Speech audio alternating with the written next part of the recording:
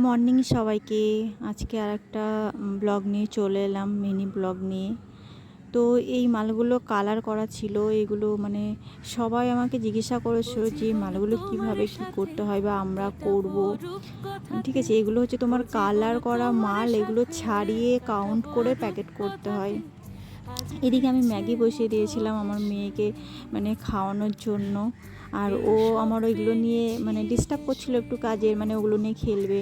আর ওর হাতটা ভেঙে গেছে, আগের দিনই আমি বলেছি। মেয়েটা বড্ড কষ্ট পাচ্ছে আমার। তো আমি কোল থেকে নামাচ্ছি না, তো যখন কাজ ছিল তখন আর কি করব। তো আমি এদিকে রেডি হয়ে বেরিয়েছিলাম একটুখানি।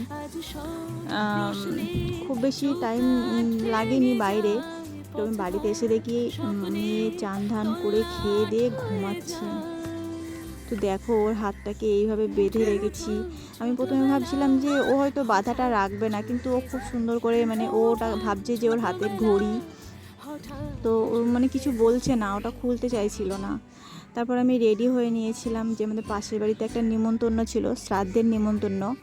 তো ও ঘুম থেকে ওঠার আগে আমি চলে আসবো, একদমই পাশের বাড়িতে ছিল। তো আমি এসে আবার ও দেখি ঘুম থেকে উঠে পড়েছে। তো আমি একটুখানি ফল কেটে দিলাম ওকে, আর মাকে একটুখানি ফল কেটে দিয়েছিলাম। ও টুকটুক করে খাচ্ছিল, মানে আমি ওকে বলছিলাম যে তুমি কোনটা খাবে কোনটা খাবে, এই বলে বলে ভুলিয়ে ভুলিয়ে খাওয়াচ্ছিলাম। ও না মানে কিছু খেলে ওর যদি ওটা ভালো লাগে তাহলে ও কি সুন্দর করে যে বলে যে ওয়াও টেস্টি, মানে এরকমভাবে বলবে ও।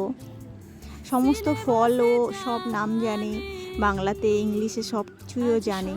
তারপর ওর না একদম ভালো লাগছিল না ঘরের মধ্যে, তো আমি ওকে নিয়ে একটুখানি ছাদে এসেছিলাম। ছাদে এসে ও আচারের বয়মটা দেখে মানে খাবে বলে বায়না করছিল, তো আমি ওকে একটু আচার দিচ্ছিলাম আর আমিও খাচ্ছিলাম।